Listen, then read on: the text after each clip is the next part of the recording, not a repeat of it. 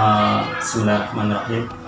Mohon maaf Ibu, kedatangan saya di sini selaku CGP Angkatan 8 meminta waktu kepada Ibu untuk melakukan wawancara terkait dengan dilema etika di sekolah Ibu. Nanti akan ada 8 pertanyaan. Sebelumnya mohon maaf ya, Bu, ya. Karena ada yang mau disampaikan dulu Ibu. Ya, terima kasih.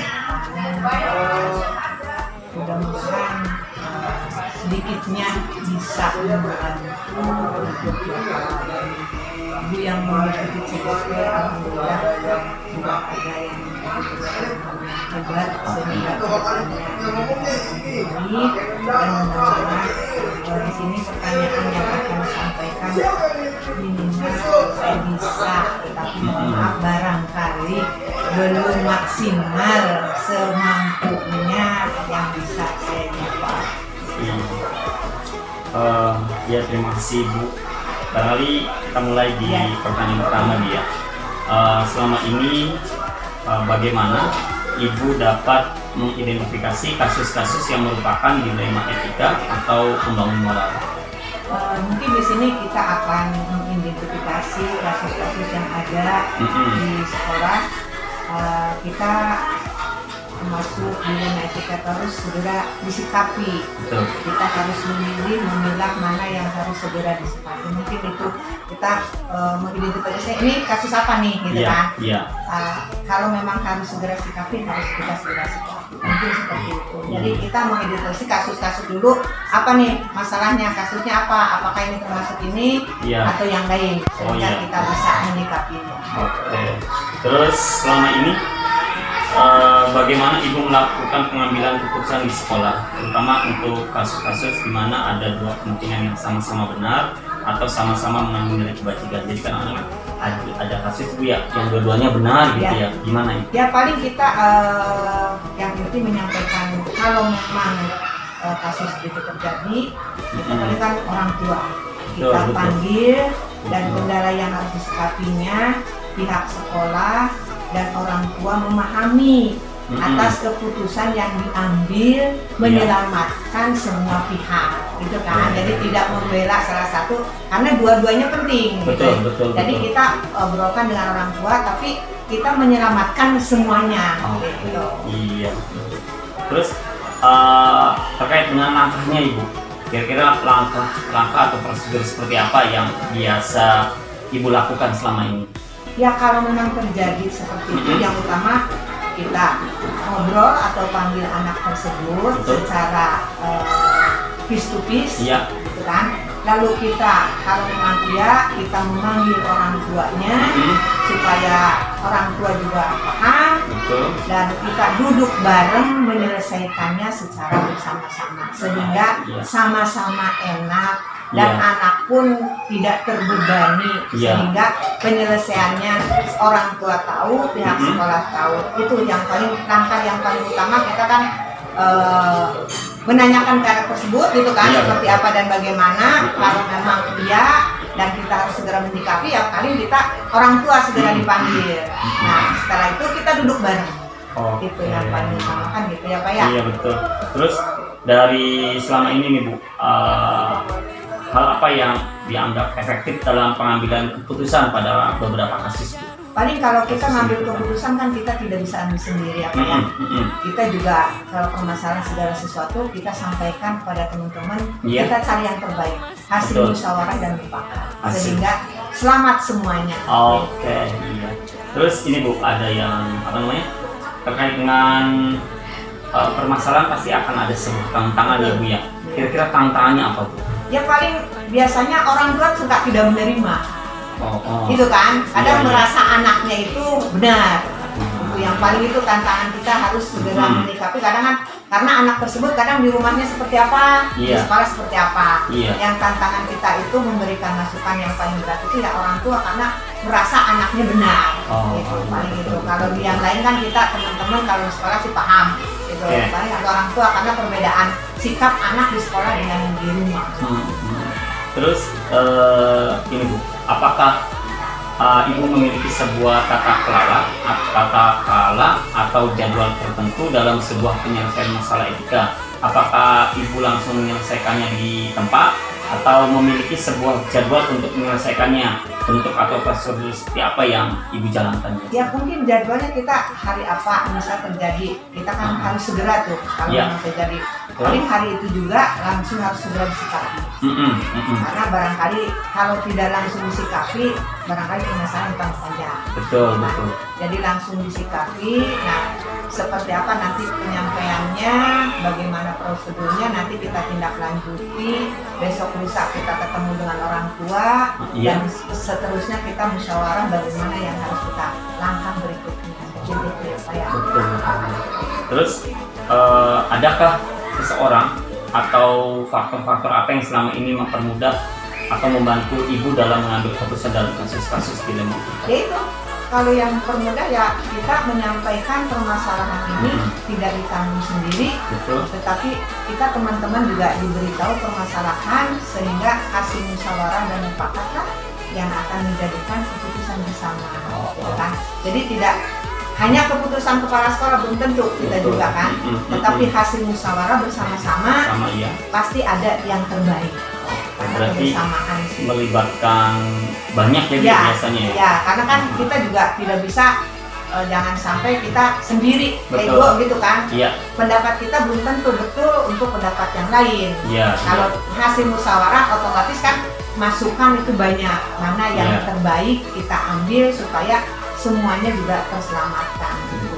Selain daripada banyak nih kan guru musyawarah, kira-kira ada nggak orang yang biasa ibu ajak sharing untuk urusan? Pasti ada. Kita ambil misalnya yang dianggap kita bisa berpikir, bertukar pikiran ya salah satu guru.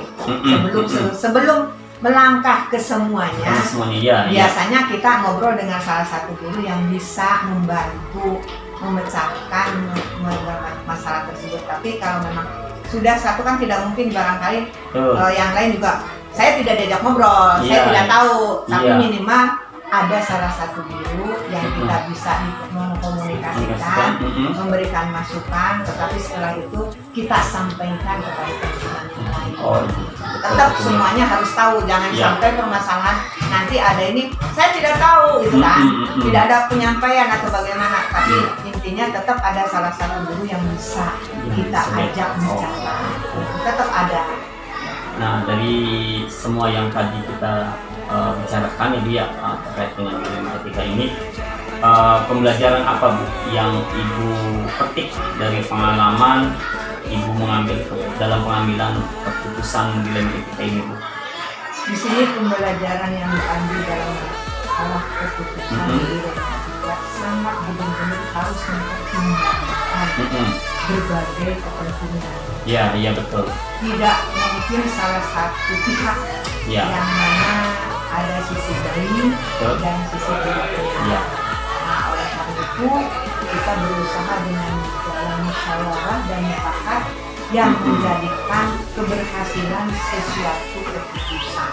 Itu yang kita Jadi tanggung jawab ya, kemudian juga bersamaan ya dia dalam mengambil keputusan secara musyawarah. Karena memang kita tidak bisa benar-benar dalam masalah ini harus benar-benar mempertimbangkannya itu salah satu pihak, jangan sampai pihak sekolah juga istilahnya disalahkan, orang tua atau anak juga. Jadi kita supaya jalan enak semuanya, anak juga akhirnya merasa nyaman, tidak terlebih lagi istilahnya. Dia akan merasa belajarnya itu tidak akan merasa terganggu. Sehingga kita keputusannya itu betul-betul, pertimbangannya itu betul-betul yang harus kita sikapi, ya itu seperti itu. Baik Ibu, itu barangkali terkait dengan wawancara pagi hari ini. Terima kasih atas waktunya, kesempatannya untuk meluangkan waktu untuk diskusi.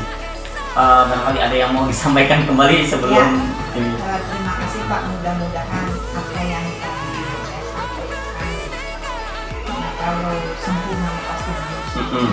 Memang pengalaman yang ada seperti itu, masukannya mudah-mudahan bisa sedikit membantu. Kalaupun nanti hasil hasil musyawarah atau jawaban ini ada yang lebih kita pengalaman bersharing lagi.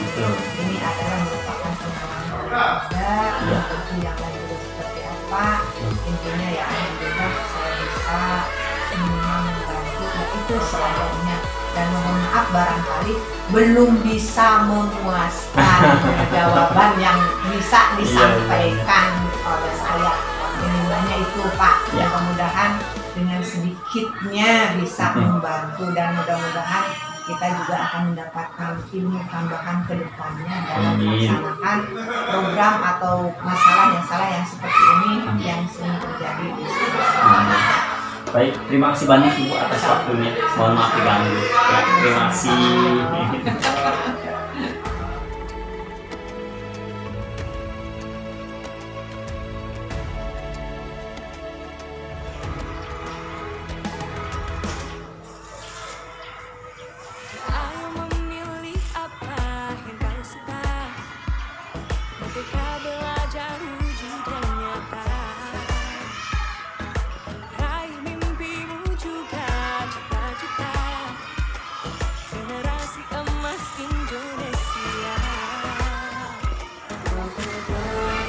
Sebelumnya perkenalkan, saya Anin juga dari CGP Angkatan 8. Pada kesempatan kali ini sebelumnya saya menghubungi Ibu minta waktu Ibu terkait dengan wawancara, dan alhamdulillah ini sudah bersedia untuk meluangkan waktu pada pagi ini.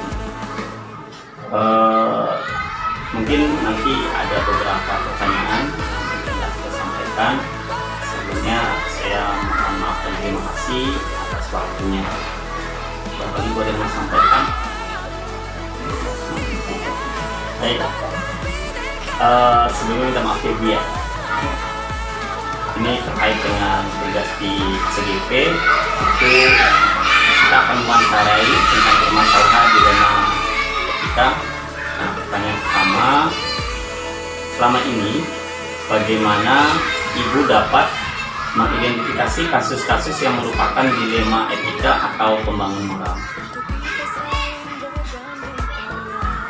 Misalnya Iya. Kemudian kita segera mencari solusinya. Iya. Penanganan yang terbaik seperti apa? Contohnya seperti sekolah saya ini ada guru kelas di kelas tersebut menjelang kenaikan kemarin. Iya. Di kelas tersebut ada anak yang nilainya tidak bisa menutupi. Dari hasil itu, guru tersebut merasa perlu penanganan. Iya. Berarti saat itu memang pas kenaikan kelas ya Bu ya. Kenaikan kelas, ada guru datang ke Ibu untuk menyelesaikan tentang permasalahan anak tersebut ya Bu ya. Nah, selama ini bagaimana Ibu melakukan pengambilan keputusan di sekolah, terutama untuk kasus-kasus yang dimana ada dua kepentingan yang sama-sama benar atau sama-sama mengandung nilai kebijakan. Jadi contohnya itu seperti yang tadi disampaikan, kan dua-duanya itu ya, gimana? Kan kalau misalnya dilihat dari nilainya, Iya. sesuai dengan anak yang memiliki rata-rata itu yang normal, Iya. itu mungkin tidak akan naik. Betul. Tetapi anak tersebut pertimbangan bahwa mempunyai artinya ABK lah. Oh iya. Sesuai dengan hasil dari psikolog dia. Iya. Nah, akhirnya kami memutuskan bahwa kurikulum sekarang kita ngambilnya pertimbangan skala prioritas ya. Bahwa kurikulum sekarang itu kurikulum merdeka itu sebaiknya anak dibaca. Maka dari itu nanti kelanjutannya, walaupun anak tersebut dinaikkan ada buku dari psikolog. Betul. Nah, kita nanti akan membuat surat keterangan bahwa anak tersebut mengikuti kelas sampai dengan selesai, tapi dengan cara yang tidak sesuai dengan pemahaman normal.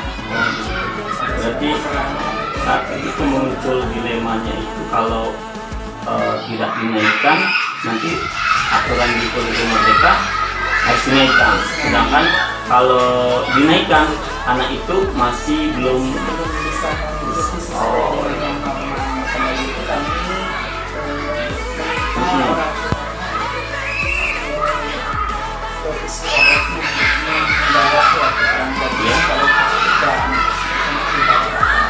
baik.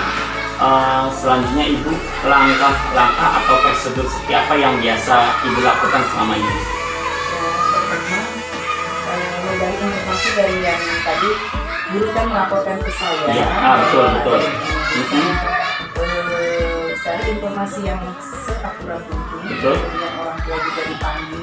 Lalu kita bicara bersama di pertemuan antara guru dan orang tua tersebut. Saya meminta yang tadi supaya bisa naik kelas dengan keterangan bahwa anak tersebut yang Itu, iya. Baik. Selanjutnya hal-hal apa saja yang selama ini Ibu menganggap efektif dalam pengambilan keputusan pada kasus-kasus dilema etika? Pertama-tama ya kita selain dengan dengan Musyawarah dengan guru kan? dan kadang-kadang saya melibatkan komite juga. Oh, melibatkan komite.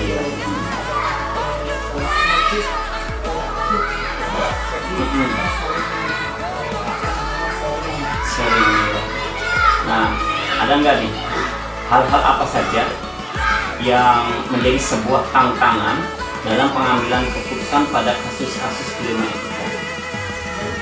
Antara kurikulum dan kemampuan anak itu dilema ya. Iya. Kurikulum harus mengajar anak, sedangkan kemampuan anak kadang-kadang kan masih ada yang di bawah. Betul. Oh, itu ya berarti ya dilemanya di situ. Jadi itu sebuah tantangan yang luar biasa gitu ya dia. Selanjutnya, apakah Ibu memiliki sebuah tata kala atau jadwal tertentu dalam sebuah penyelesaian masalah etika? Apakah Ibu langsung menyelesaikan di tempat misalnya gitu ya, atau Ibu memiliki sebuah jadwal untuk menyelesaikannya? Bentuk atau prosedur seperti apa yang Ibu jalankan biasanya? Fleksibel aja sih sebetulnya dalam menyelesaikan masalah.